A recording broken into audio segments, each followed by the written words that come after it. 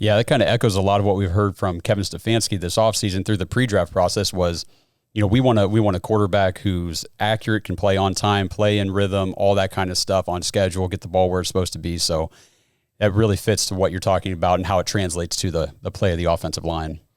You were just kind of talking about quarterback play and how it can affect the offensive line.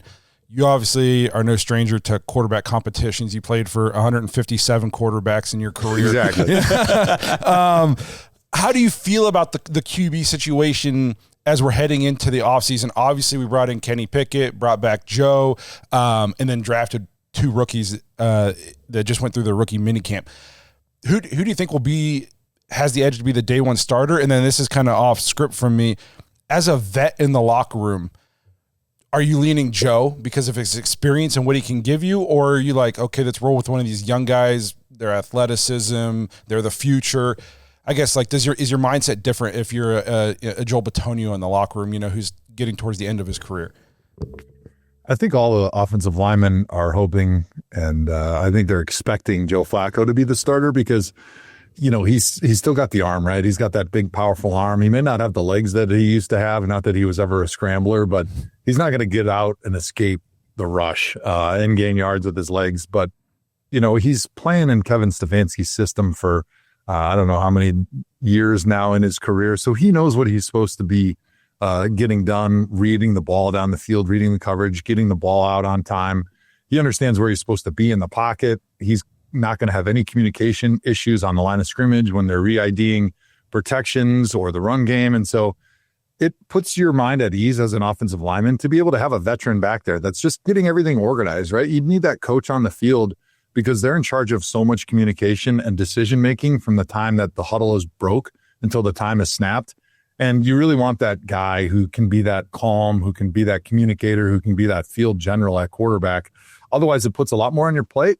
And a lot of times the coaches don't want to put a lot of that on the offensive line's plate because they want the quarterback to do it, because it's a lot harder for the O-line to communicate to the quarterback, to communicate to the running back, and then communicate to the pass catchers.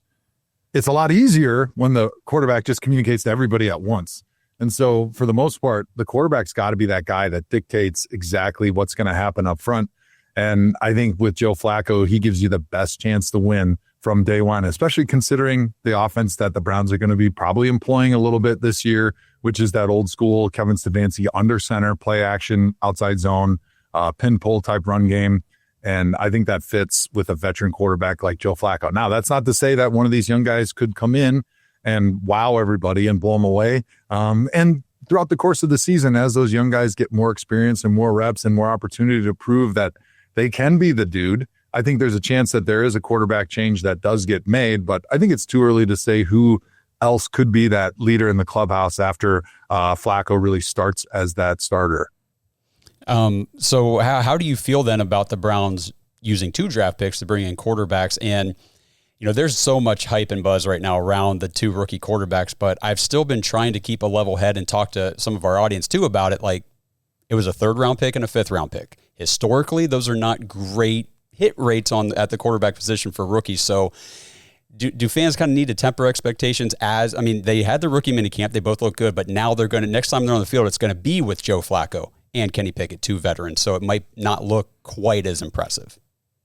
Yeah, I think what you got to realize is in the draft, pretty much outside of the 2nd round, it's a crapshoot. I mean, I can't tell you how many 3rd, 4th, 5th, 6th, and 7th round picks don't even make it out of training camp throughout my career. And so those guys, when you're selecting a pick in the 4th or the 5th, it's really not a player that you're going to count on. I mean, you're hoping they can be a starter and, you hope that maybe they're Pro Bowl level someday, but it's not really a high probability of success. And when you consider the quarterback position and how important, really, it is the linchpin of success for an NFL team. You can't win without a great quarterback. It makes sense to roll the dice and take a quarterback late in the rounds, even if you have a lot of them, because the upside, if you do find your starting quarterback later in the draft, is so enormous, not only from, hey, we found our guy, but hey, we don't have to pay him anything for the first 3-4 years of his career, and we're able to save money and put that into other parts of our team to try to build a winner. That's one of the big things that the NFL has tried to do here in the last 5 to 10 years is like, hey, we know that quarterbacks are worth it, first of all, but they're also getting paid twice what any other position on the field is getting paid. And so once you have to lock up that guy long-term with that huge franchise deal, it doesn't leave as much money for everybody else. So your best chances of winning and success throughout the playoffs for a good stretch is like having that quarterback on the rookie deal. And if they're able to find a guy like Shedeur Sanders in the 5th round, or even Dillon Gabriel in the 3rd round, like nobody's going to be complaining that they used 2 later round or mid-round draft choices on quarterbacks, even though they already had Flacco and Kenny Pickett on the roster. No, I mean, it would change the entire outlook of like next pre-draft process in the offseason, because now we have 2 first-round picks in 2026. Do we have to use both of those potentially to move around in the 1st round to go get a quarterback we like? Or, hey, did we find our quarterback in 2025 and now we have 2 first-round picks? We can trade for other assets, or we can use them on top, guys to put on the team around that quarterback. So you're right. I mean, if we can get a rookie quarterback to be the guy in the 3rd or 5th round, that's awesome for the team.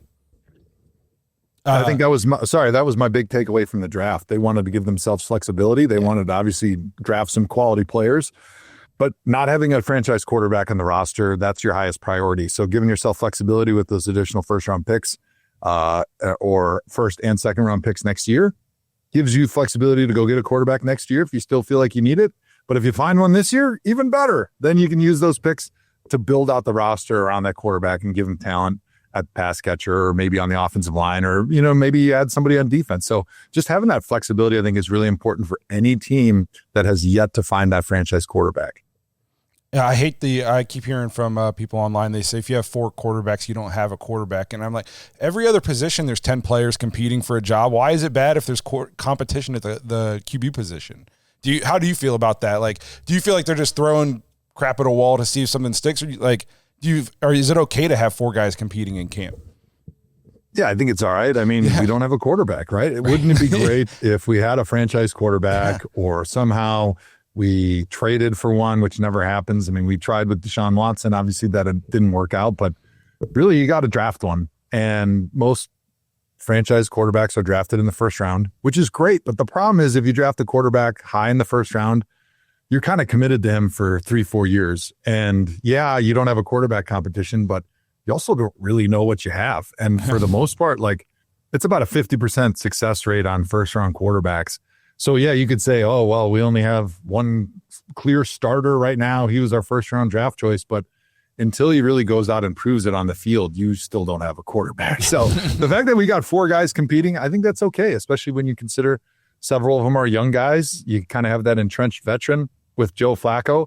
And I think that competition makes everybody better. But I think what you'll see is, as we get closer to the season, 2 weeks out, I think they're going to make one of those guys, probably Flacco, the guy that's taken the majority of the 1st team reps. And then you're going to see some of those young guys still getting a little rotation with the 1st group. But 2 weeks out of the season, you're really getting ready for that opener, that 1st game of the year. And you want that veteran guy to be comfortable with his surroundings, to be comfortable in that offense. And the benefit of having a Joe Flacco is he is comfortable. He's not going to need as many reps as a 4th or 5th year guy to get himself ready for the season. So you have an opportunity to give some of these other guys meaningful reps with the 1st unit without having to wonder, like, oh, is this really a competition? Like, everybody's going to know 2 weeks out of the season who's going to be that starter in week 1.